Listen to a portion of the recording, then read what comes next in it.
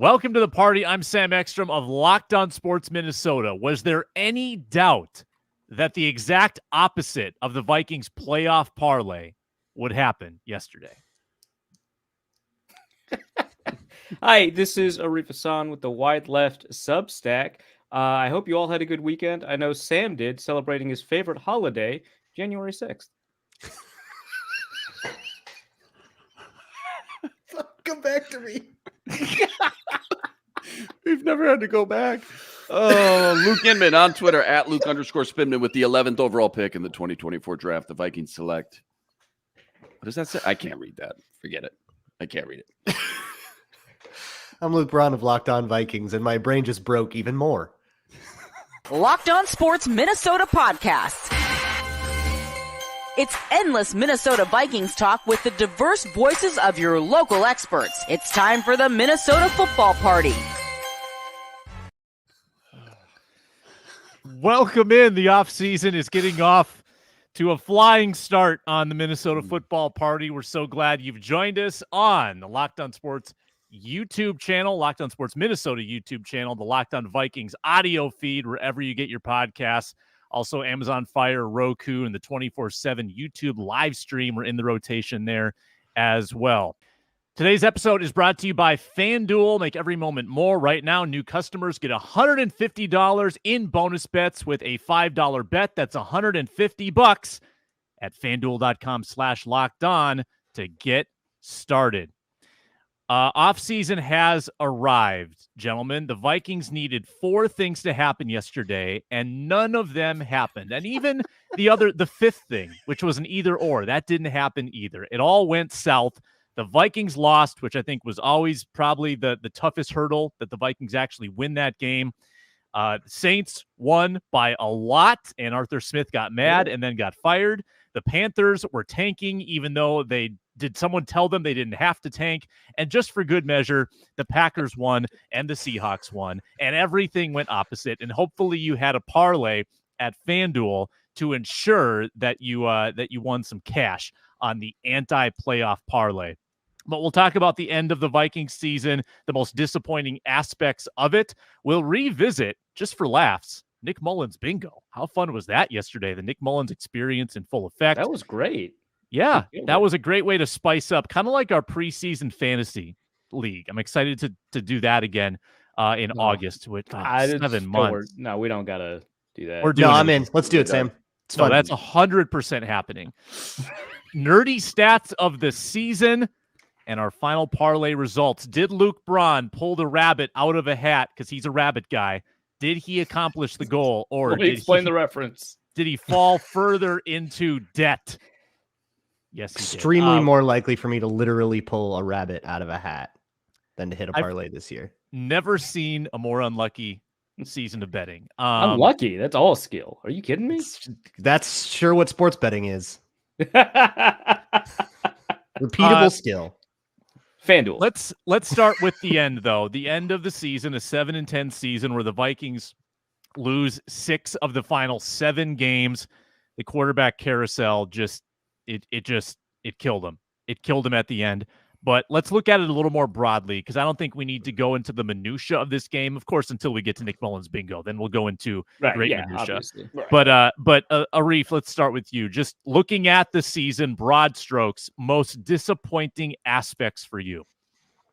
I mean, it's easy to focus on the most disappointing aspects, but they finished nearly 500 after going through 4 quarterbacks. So no matter what we say next, when all 4 of us go over the most disappointing stuff, this season was a surprise just in terms of them being able to hit essentially almost their Vegas win total, despite not having their star receiver for 7 games, not having their starting quarterback for most of the season. So I just want to get that out of the way. Most disappointing aspect is that defense, right? Just the way that defense, after the first 3 games, propelled itself up to, being a top 5 unit, and then giving up 27 points or more in the final 4 games of the season, often in 9 or fewer drives. It was nuts how bad that defense became without much change in personnel. In fact, a lot of the change, obviously losing Byron Murphy sucks. Not having Jordan Hicks for a period of time, that hurts.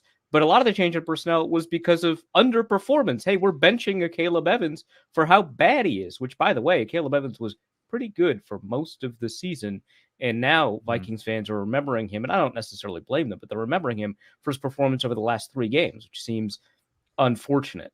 But yeah, it's the defense. The defense just fell apart.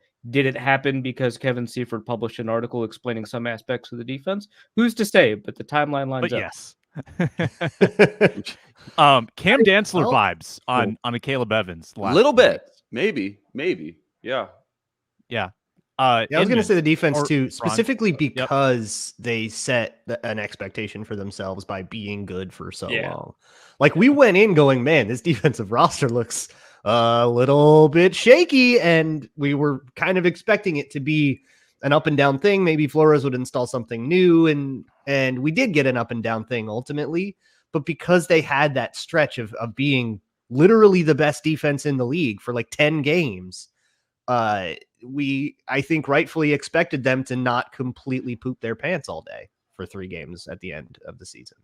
Yeah, I had defense top of the list as well. Turnovers, obviously, just more frustrating than disappointing. You're never going to go far in the NFL losing that battle every week. Would they finish second dead to last, 31st in the league behind Cleveland? In turnovers? Turnovers, yeah. Yes. Yep.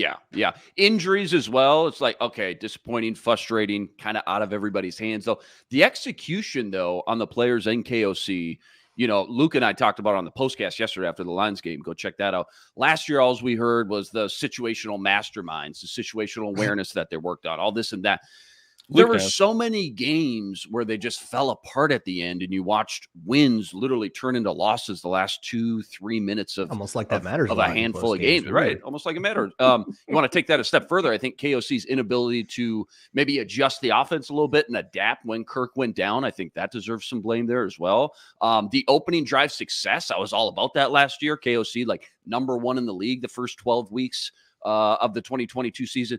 What happened? Like they're bottom 3rd in the league this year. So KOC definitely deserves some of the blame. Players not executing, injuries, turnovers. I think there's not just one thing that's disappointing the most. Defense, obviously, close to the top of the list as well, though. Yeah, I think you got to look at the offense in a big way, too. The defense, the defensive conclusion, extremely disappointing. But I think the inability to evolve this offense, and it's probably different with Kirk. It probably is, but you expected there to be more balance. You expected at least if not in terms of volume, a more efficient run game, and they regressed. They went from 4.1 yards per attempt to 4. Success rate started out actually like surprisingly good. Maybe a Reef can look it up quickly, see where it ended, the success rate in the run game. But it was kind of disappointing. They went from 17th to 23rd in scoring percentage. And the big asterisk here is the quarterback play behind all of it.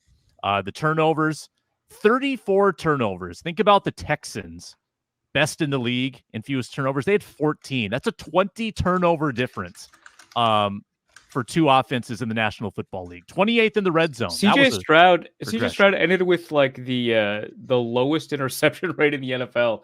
I don't know the last time a rookie has played basically a full season. I will say basically because he missed like 1 or 2 games. Basically a full season and has managed that. That's crazy. That's definitely worth looking up. But yeah, I mean, obviously, like any team that finishes at the lowest turnover ranks, they got helped a little bit with luck. That just happens. And the Vikings got hurt with luck on offense. So I want to point that out too, just in terms of turnover, fumble recovery rate, which we've talked about for about 3 seasons now, which I still, that is borne out in season that it tends to recover. So it's not as if the Vikings are magically bad at fumbles. Anyway, rush success rate, you wanted me to look that up, Sam. 14th in the NFL in rush success rate. I would argue that the running game over the past 5 games or so, I want to say, saw a resurgence. Actually, since Denver saw a resurgence, and that's not just since Ty Chandler took over. That was with Alexander Madison starting at Denver. So we saw some improvement actually in the running game in the back half of the season, just in terms of success rate, yards per carry, EPA per play, whatever measure you want to use.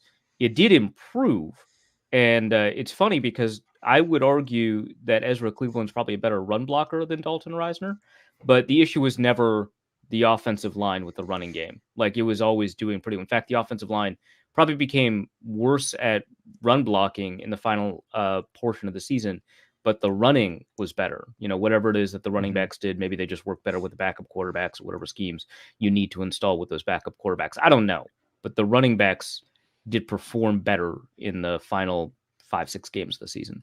I still think I think Madison. I thought Madison was bad going into the season, and I still think he's bad, and I think I was vindicated. I agree with you, but even he also performed better in those final games. Daryl Johnston loves him. I don't know if you listen to the broadcast. With the fullback like Alexander Madison? No way. Weird, I know, right? Weird.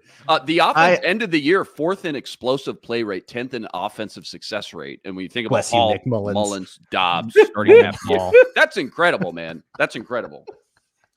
Passing game, throw the entire running back. Strong. Yeah, throw the entire running back room away. I think there was a lot of debate over Ty whether Chandler can improve at pass protection. Boy, howdy! We wish we didn't see him get a lot worse this year. Dude, it's just one thing. Just fix the one thing and you're good. The one thing. That's it. It is a dire need in the offseason. Thankfully, a cheap need. You don't need to spend a lot to get a running back nowadays. But boy, they got to put a real serious player in that room because having an unserious running back room, I think, held them back at a lot of points. It sounds like you want Kene Nwangwu to start. No, I said a serious player from scrimmage. I want Chandler in my room. I don't want him the number 1, but I want him around. I agree with you. I think that without a quarterback, it killed you. I mean, not being able to run the football in the red zone, look at back like 60 how many times rushing touchdowns did Detroit have this year? Like 30? What the Vikings have? Like 8? If that. Like, I mean, they didn't have their first rushing touchdown for like weeks. Yeah. 2 of them came from Joshua Dobbs. Are we going to count those as rushing touchdowns? Let's not. What was the stat that Will Raggets posted that Alexander Madison was like? He was like the 4th guy ever to have 180 rushing attempts in a season with no rushing touchdowns or something like that. That's just impressive. I'm not even mad. How do you do that? All right, so we have 3 rushing touchdowns from Ty Chandler, 3 from Joshua Dobbs. So you said there were 7 rushing touchdowns? 7 total. 3 came from the occasional 4th string quarterback. And then 1 from Cam Akers. Remember him? He's still like hanging around. Yeah. Those are your rushing. Wow, that seems like a long time ago, the Cam Akers era. Wow, the Cam Akers games. Boy, seems like a long time. What about the Myles Gaskin era? Great good era. Myles Gaskin. It's a very unserious room. Please get a real player. It was. There's a lot to be desired there. It was like Kwesi listened to the fan base all offseason. Go cheap at running back. Just throw a bunch of guys in, and then they did that. But almost a little too much. All right, reel it back a little. You can't overcorrect on these things. Like the problem is like when we make statements like running backs don't matter or whatever, right? Like if you're kind of invested in the analytics community, it's not that you can just throw a guy back there. In fact, and I do think that there is a messaging issue with like these analytics folks, right? And when they have to like go out of their way to explain what they actually mean, which maybe suggests that the initial communication wasn't good, but they're like, no, the running backs in the NFL are like, right. The running backs in the NFL are all good. They're all very good. And it's like, okay, that's the argument that you actually want to make, is that there's a wealth of good running backs and that the ability to acquire a good running back is there. But that doesn't mean that it doesn't matter if you don't have a good one, because it very much can be the case that you don't have a good one. I refuse to believe, for example, that Trent Richardson you could just stick him behind any good offensive line and he'd produce. He was a bad running back. There is no way around that, right? And we saw that this year with Alexander Madison, who, by the way, that doesn't even like follow the analytics, whatever. They paid him. He was a free agent. They were like, okay, you get whatever, 6.5. I forget what he got paid. You get money this year, which I know sounds wild, but here you go. Here's some money. And then also we've got a 5th round North Carolina running back who played like a slasher, but is big as like a 3-down guy. I don't know. We're going to figure that one out. We got a kick returner. We'll be good. And then also, actually, we're not good. Let's sign the guy from Miami that kicked off of that team for not running a 4.2. And then also the guy who's which is fair fighting, for them. Good, right? Yeah, and also the guy who is fighting for a roster spot and fighting with his coaches. Let's trade for him, and then we're good. We're good. No, at some point you do need talent at that position. It is just a less pressing need than other positions, and it's a little bit easier to find talent. But the fact that it's easier to find talent doesn't mean it is like a given. You got to like find it. If I were to tell you before the season we were going to roll through 5 running backs and not one of them was Dwayne McBride, what would you say? I'd say that tells us a lot about why he tore his ACL. For non-injury. That's crazy. For non-injury. Yeah, 7th round guy. In there. Yeah, 7th round guy. Yeah. I mean, we've seen a lot of backs like lead the FBS in rushing and not do anything in the NFL, right? Yep. So it's like, okay. Yeah, but like where was A-Chain drafted? Or A-Chan? Third round. Was it 3rd round? Okay. Yeah, he was projected, I think, 5th by consensus board, but Miami wants 4-2 guys. So is it ruined our chances of trading Cook 5th round to them? Notre Dame last year. Yeah, I mean, so like you can go about it that way. Like it happens every year. Just didn't work out for the Vikings. Although I still like Chandler. There's a lot of postmortem that we're still going to get into, offseason blueprint stuff like that. But we'll do what everybody wants when we come back from the break and look at the Nick Mullins bingo board next on the Minnesota Football Party. Today's show brought to you by LinkedIn Jobs. It's the new year. Every small business owner is looking to hire and asking themselves the question, what's the magic chess move that I can make that's going to take my business to the next level? LinkedIn Jobs knows your success depends on the team you surround yourself with. You are the average of your 5 best employees, or so they say, or so I say. That's why LinkedIn Jobs has created the tools to help find the right professionals for your team faster and for free. It's not just another garden variety job board. They've got 1 billion professionals in their network, literally 1 billion, which makes it the best place to hire. So easy, in fact, that 86% of small businesses get a qualified candidate within 24 hours. That is 1 day. That's why small businesses rate LinkedIn Jobs #1 in delivering quality hires versus leading competitors. So post your job for free at linkedin.com/LockedOnNFL, linkedin.com/LockedOnNFL to post your job for free. Terms and conditions apply.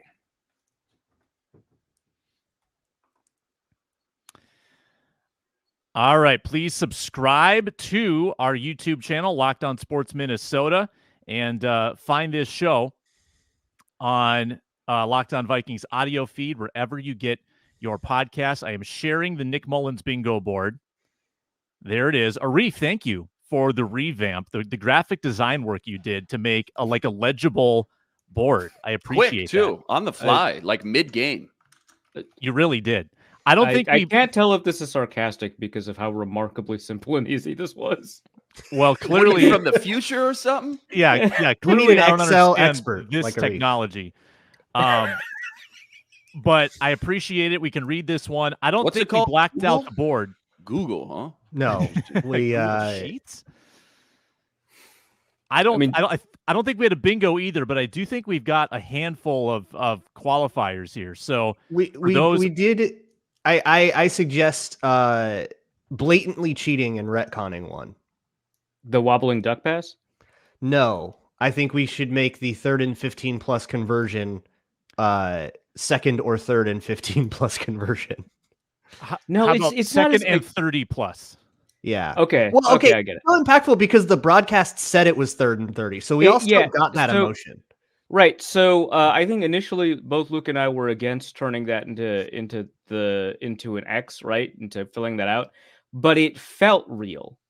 And so we should include it because that was part of our experience. It would be cheating to do so, which I advocate. Right. You're a big cheater. In the spirit of Nick Mullins bingo, which is all about chaos, randomness, tumult, I think it fits the spirit of it. Great. That's a qualifier. Do you have a method of filling this out on screen? Do you have No, we're just going to talk about it. I mean, we also have people listening and not watching, so we're trying to describe to them what we're looking at, which is a board of crazy Nick Mullins events, some of which happened, including, I would say, as we go, I'm just going to go row by row. Okay. I think that impossibly competent 2-minute drive hits for sure prior to halftime. Okay, yeah. Yeah, field goal drive. He took a sack, but it wasn't his fault, I don't think. Did they mention Southern Miss, which could be correlated to Brett Favre reference? No, they did mention Brett Favre because he broke some Brett Favre records. Okay. So okay. But yeah, so we got impossibly competent 2-minute drive. We almost got 4 turnovers. Unfortunate. He was driving for us at the end there. I really appreciate that from him. We have retconned 3rd and 15 plus conversion. A lot of people says he said he threw a hospital ball, so we can check that one off. He 100% threw across his body, so we can check that one off. We did get a flea flicker. Yeah, we got a flea flicker. Which is we did get a wobbling duck. I think one of those. I think we did. We just didn't note it in real time. So got a wobbling duck.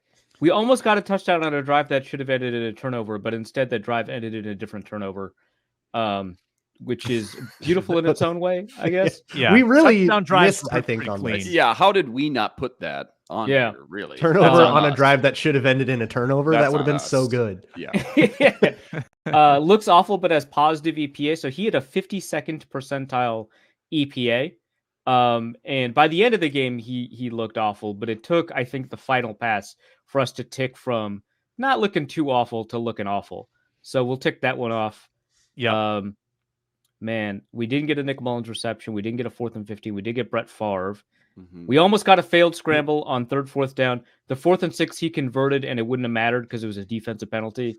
But man, we were very close because that almost did not. Successful scramble. Yeah. Had to dive for it. Yep. Yeah, unfortunate for us, I think. We actually were a 4th and 15 conversion away from a bingo, the diagonal. Yeah, which we were pretty close to getting a 4th and 15 if they hadn't converted the 2nd and 30. Right. YOLO. So he didn't YOLO on 1st and goal, but Kevin O'Connell YOLO'd on 2nd and goal. We were close. We were so close. Right.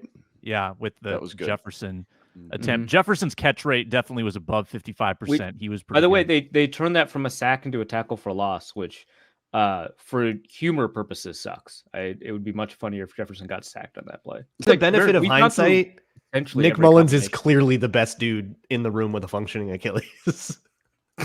Yeah, I do like that we've hit on all 3, I think, combinations of orders of quarterbacks, right? Because you got Mullins, Dobbs, Hall, you got Mullins, Hall, Dobbs. You had Dobbs, Mullins, Hall, and then you had Dobbs, Hall, and then kind of Mullins because he was hurt. So I'm going to count that. And then you've had Hall, Mullins, Dobbs. So I guess the only one we didn't have is Hall, Dobbs, Mullen. No, we did that in Atlanta. Oh yeah. Oh, yeah, he wasn't on the IR. Yeah, beautiful. Bud. We hit the parlay. Bingo. Very decisive coaching staff that knows what they have in the players they see every day. Wasn't he on the IR in Atlanta? We're counting it. Yeah, we're counting it. Yeah, so he was the 3rd guy. Well, no, the next guy in line was like Cam Akers. Hallmark of a well-handled injured quarterback situation. If you look around the league at all the other injured quarterback situations, that's what you will see for sure. That's the Browns made the playoffs doing that. Come on, right? Not just the playoffs. I think the Browns, Kevin.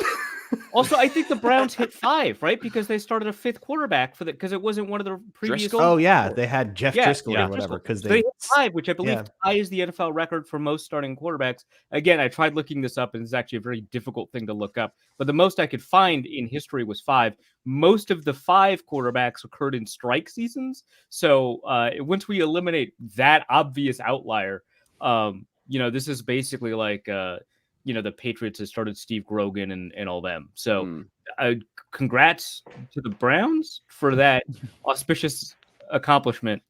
They're in the playoffs. So, 5th seed, baby. Easily. Not even like the 7th seed. Barely got in. Didn't needed need a bunch of 5th seed. Yeah, it's just, it's so tough to make the playoffs when you have to start 4 or 5 different quarterbacks and have a top level defense. I don't know any other team that was in that circumstance. Sustain it. Well, let's do this to defense maintain. Relieve the pain. Analytics fans rejoice. Woo-hoo-hoo! It's time to get educated. Whoa, you're blowing my mind right now. With the nerdy stat of the day.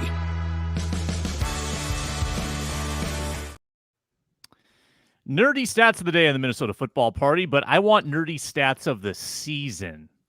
Post-mortem nerdy stats looking back at the season that was. Let's start with Luke Inman. Danielle Hunter posting almost 40% of the team sacks, 38.4%. That's absolutely wild. Got some pass block win rates here. Brian O'Neill finishes second in the NFL for offensive tackles, 96% behind only Trent Williams. Dalton Reisner finished sixth among all interior linemen for pass block win rate. Thought that was interesting. Harrison Phillips, third in run stop win rate among all defensive tackles. Maybe my favorite stat, though, of this season. It was a tweet. I'm sure most of you guys saw it. Brett Coleman, we talked about it on the postcast yesterday. Defensive tackle pressure rate and how the Vikings were dead last in the league, kind of by a landslide, like it wasn't even close. So they got virtually zero help collapsing the pocket from their tackles. Yeah, from the interior. And that's something that obviously is going to be looked at pretty long and hard this offseason, especially Harrison Phillips' contract situation. They could let him go, save $6.5 million. That's going to be interesting too. But yeah, dead last for interior pressure pass rush rate from those defensive tackles. Ugh. Not good. I guess my nerdy stat is that Justin Jefferson led the team in receiving. In what, 8 full games? Yeah. Jesus Christ. And Justin that's not like when Jefferson- Yannick Ngakoue led the team in sacks after being traded in week man. 6. Yeah. No, he was 4th in the league in explosive plays by volume. Okay, so here's the deal. So I'll throw a couple more nerdy stats. So there are 3 players that finished with over 100 yards per game. He was one of them. It's just nuts how good this dude was. Like, I know like a bunch of the Lions have been complaining, and Amon-Ra St. Brown has been complaining, like, hey, I got 1,500 yards, 10 touchdowns. Why didn't I make the Pro Bowl? And it's like, well, okay, I get it. But like the number of people who had 90 yards per game, pretty high. You're one of them. The number of people who had 100 yards per game, 3. There's 3. Tyreek Hill, CeeDee Lamb, and Justin Jefferson, bud. Like, it is crazy. Yeah. Yeah, it was almost TJ Hawkinson who led the team in receiving. Then he got hurt. I guess it was Justin Jefferson, and he did get hurt. So, maybe that's not a fair excuse, but that's crazy, right? It's insane. 8 full nuts. games to hit 1,000 yards. He joins Moss, AJ Green, and Michael Thomas as the only guys to start their careers with 4 straight 1,000-yard season. Amazing, hilarious. One of those guys is not like the others, but Somebody pointed out to me, this isn't my nerdy stat, but it's also awesome, that the Vikings had 3 900-yard receivers, which has also only been done like 15 times ever. wow. Amazing. The new 3 deep. And Addison did not get a ton of targets to start the year. No, he did No, not. it was all quiet. deep bombs. We've got a Deshaun Jackson situation. We are monitoring. Hopefully he can hold on to the ball. Well, What's your nerdy stat, Brian? I'm going back to one I did a couple weeks ago and updating it, that the Vikings have, in their 10 losses of the season, outgained their opponent in 5 of them and tied their opponent in 1 of them. That's right. They've outgained their opponent in more of their losses than they have been outgained by. Now, last time we did this stat, they had also, like, in aggregate, outgained opponents that they had lost to. Unfortunately, that is no longer true, thanks to the Green Bay Packers, with a minus 259 differential because the Packers put up 470 on them. So the difference now between their total yardage in losses and their opponent's total yardage in those games is 63 yards. They've been outgained by 63 yards total. If you remove the Packers game, though, it would have gone up. Totally valid exercise to do that. It would have gone up 196, which is valid because that's funny. It would be almost by 200 yards in the other 9 losses. By 200 yards, they outgained opponents. And then they got their butts kicked by Green Bay. I guess, I don't know. It sounds like turnovers kind of matter a little bit. You think? Like, Turns out. we watched all those Mike Tice teams, and they were like known for outgaining their opponents and then losing on turnovers and penalties. And I don't know if it's ever been that bad. God. It's an unbelievably frustrating team to watch. Like, they keep making first downs for both teams. my goodness. My nerdy stat addresses an under-discussed topic, but I'd like to start a club. It's called the Awful Kickers Awareness Club, AKA. Oh, man. But I'm accepting entries. I think this. Okay. Send me your application. The Vikings have trotted out a bad place kicker for the 3rd straight year, and they're fine with it. Greg Joseph, in his 3 years, 18th. No, that's not too bad. 28th last year and 28th this year. Field goal percentage. He now has almost exactly 100 kicks as a Viking at 82.2%. That is bottom of the barrel every year. I mean, it's not the worst in the league, but it's like 25th every year. Extra point percentage, 22nd, 24th, and 17th. He is an average to bad kicker, and the Vikings need to go find somebody better. I thought I saw over the last 3 years, he's like the worst kicker from efficiency standpoint.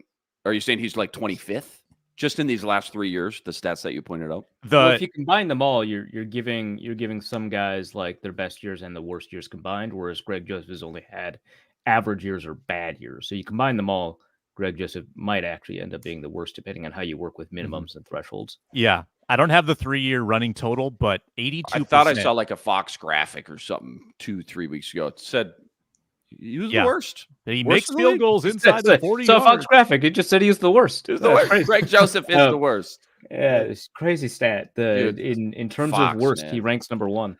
I'm noticing a pattern that the Vikings don't seem very interested in improving at positions that are viewed to not matter.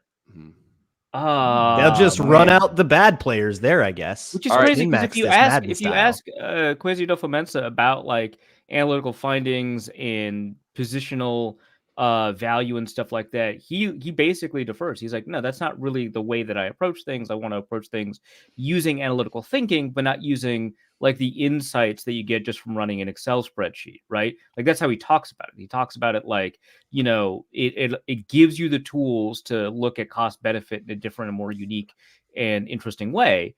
But it doesn't give you the tools to like say, hey, this position is more important than this person, so that we shouldn't get this really great guy. But it very much seems like that's how they're executing the roster: under investment in running backs, under investment in linebackers, under investment in place kickers, being kind of light on guards a little bit. That's the way it seems to be run. And, maybe in the long run, that'll turn out to be pretty good. It'll allow you to invest in areas that matter a lot. But if you over leverage on some of these analytical findings that are built on a data set of a bunch of people not doing that, right? It's like fourth downs, right? A lot of people have been trying to calculate fourth down go for it rates based on third down go for it rates, which had been fine. But now that teams are going for it on fourth down, they're converting third down less often on purpose. So you can no longer use those rates to determine your fourth down go rates. It's like the same thing with running backs, right? Everybody's invested a lot in running backs. So now a bunch of people have found good running backs because they've invested time and resources in figuring out which ones are good. And now that they aren't, it's more difficult to find an acceptable running back. And so that's like one thing that you have to account for, which it doesn't seem like the Vikings are. Anyway, last year, Greg Joseph was clutch occasionally, so we know that they should keep him for like 4 or 5 years. So, yeah, because he was clutch once. Yeah. What also, about Ryan Wright? You got Ryan Wright stats? But for Ryan Wright, who did pretty well last year, he ranks 19th, again, depending on how you play with thresholds. The ones that rank below him are pretty low punt thresholds. So let's do it again. So he ranks 19th of 33, about average, but we got much more last year. Hello. The thing is, he is punting for distance instead of hang time, which is typically pretty difficult to pull off. He is actually one of the lowest hang times in the NFL. And the Vikings have just been relying on how good Najee Thompson has been, which, by the way, he screwed up before he got injured this last week. He just like flew in, missed a huge tackle. Just pulled a Chisena. Which is like, that's the one thing. Yeah. He only Chisena's like half the time, which is a dramatic improvement over chase Chisena. the guy down, though? A lot of times, he got him. Yeah, effort. Yeah, a lot of times he just forces the fair catch, which is like pretty much as close to an ideal outcome, aside from the time he just absolutely destroyed Samori Toure. Like, don't want to hurt a guy, but that was a great play, right? But yeah, typically his ability to force fair catches is like what has set him apart, even though he does tend to miss a fair amount of tackles. And they've just been kind of relying, generally speaking, on having literally the fastest gunners on the planet in order to cover up some of these like long distance, low hang time punting. I'm gonna have these guys name their 2024 Vikings MVP, and our final party foul of the year, plus parlay results. Did Luke Braun pull it off? Find out next. Brought to you today by FanDuel Sportsbook, America's #1 sportsbook, because they have great deals like this. New customers get $150 in bonus bets guaranteed when you place a $5 bet. Guaranteed for a $5 bet. So you can bet like a 10-way like touchdown scorer parlay to win $1 million. You might lose it, probably will lose it, but you get 150, so it's worth it. Win or lose 150, and then you can spread that out strategically however you want. Live same-game parlays. Check out their Explore Hub for bet suggestions, or build your parlay in the Parlay Hub. It's really fun. It's easy. It's convenient. Helps you make money. FanDuel.com/LockedOn. Make your first bet a layup. FanDuel.com/LockedOn. FanDuel, an official partner of the NFL.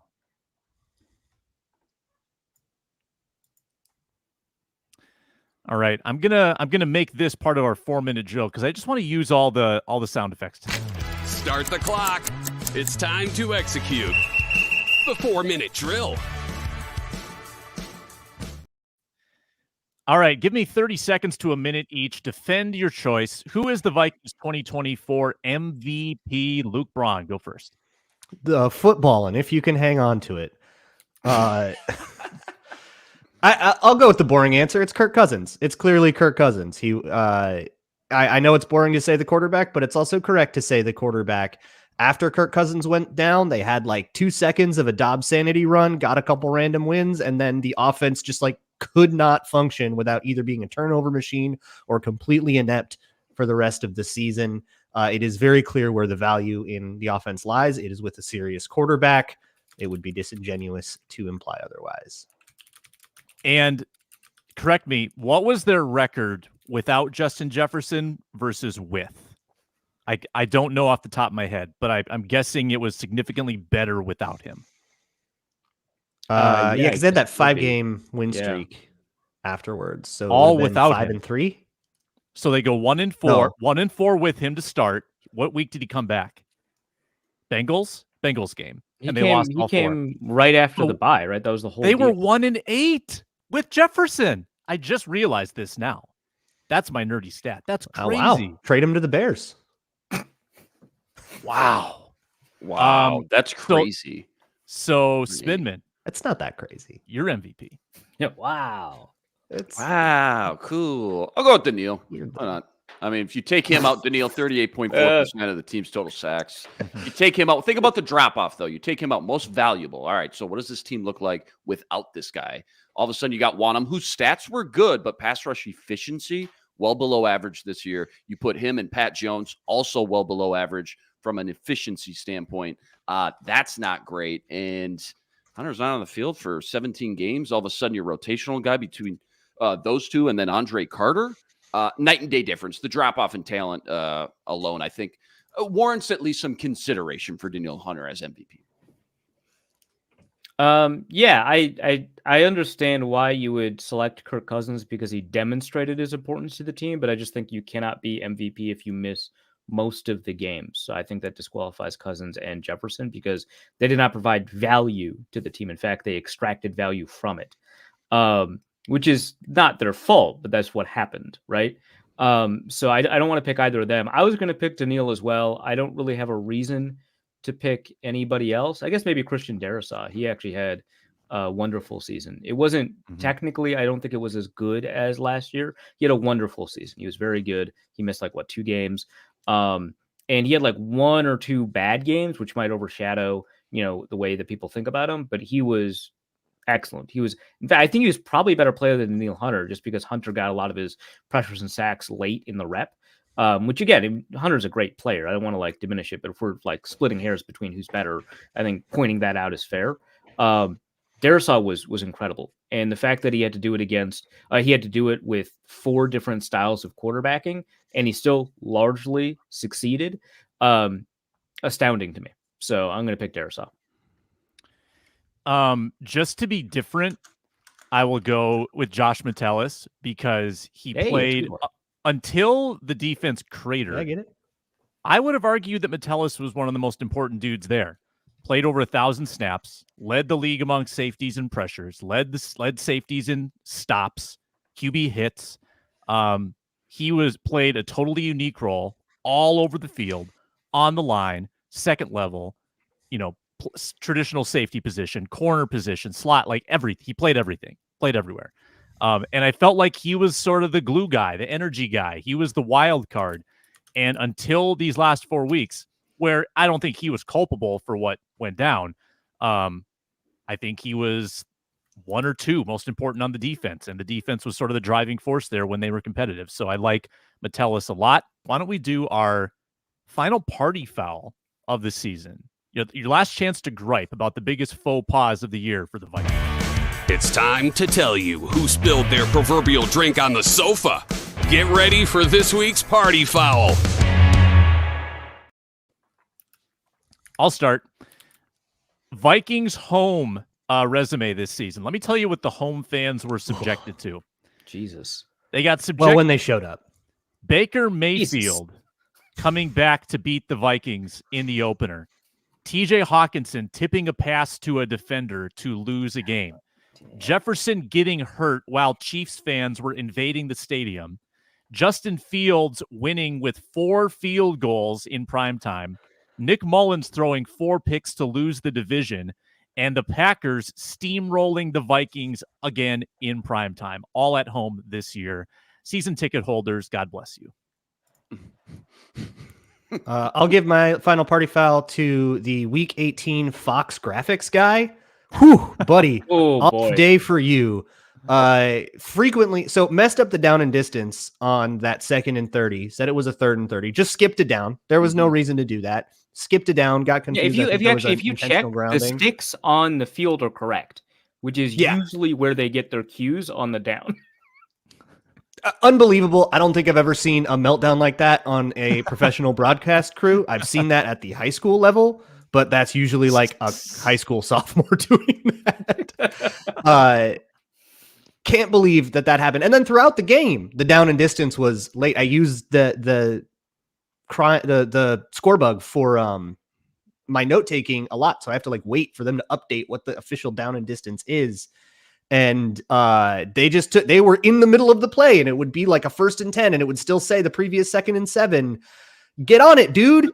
But hey, it's the preseason for everybody.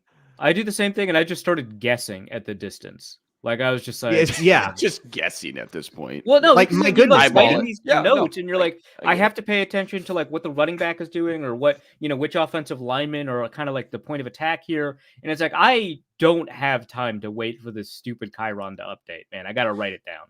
And the worst part about this was anytime from there on out that anybody tweeted out the Nick Mullins bingo board, people were like, "Oh, you missed a 3rd and 30." Like, no, I didn't. Fox did. And we have now decided actively to fill it in. That's why I did that, because people were being annoying and I wanted them to shut up.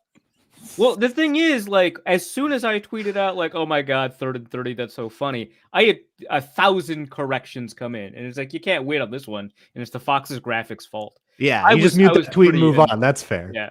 I was pretty annoyed at Twitter yesterday. I about had it. Me too. Every day. You'd never see that on CBS, by the way. Okay, CBS does an incredible job. Just generally, CBS does an incredible job. Yes, man, so good. Yeah.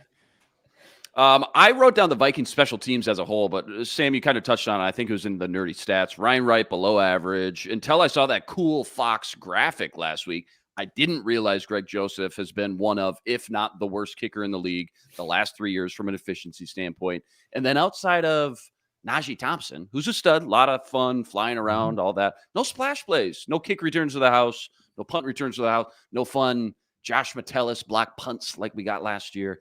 Bring back Marcus Sherrills if you have to. I mean, it's time. It's got to be like 40 at this point. He's still in the best shape of his life. That's fine. I mean, yeah, it's the only thing is the one time they did actually like, screw it, let's bring back Marcus Sherrills. He muffs a punt immediately. It's like, you've done that like twice in your whole career and you're doing it now? Shaking the rust off, that's all. That's fine. Anyway, I didn't know the party fouls were about the Vikings. I just have a season-long party foul I'm going to share. Go for it. Aaron Rodgers, just the whole thing. The whole thing. right?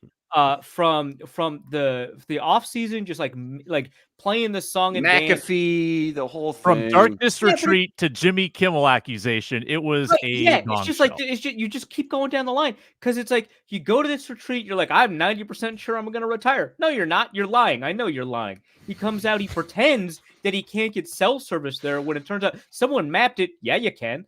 And for every provider, by the way, and then he gets insulted when the Packers are like, I guess we have to move on, and he takes it as a personal insult, but then he leverages it into a trade with the Jets, and then he allows the normal contract maneuvering to, or I don't even know, allows, it spreads, creates a narrative that the normal contract maneuvering is him taking a massive pay cut. No, it's not. You still have over $100 million guaranteed. That's crazy. Functionally guaranteed, but not actually guaranteed now. Great. Good job, dude. The whole time. And he pretends that he didn't have a wish list of demands. He just had a list of people he wishes were on the Jets. Sure, dude. Sure. I'm sure Joe Douglas actually wanted Randall Cobb. You're right.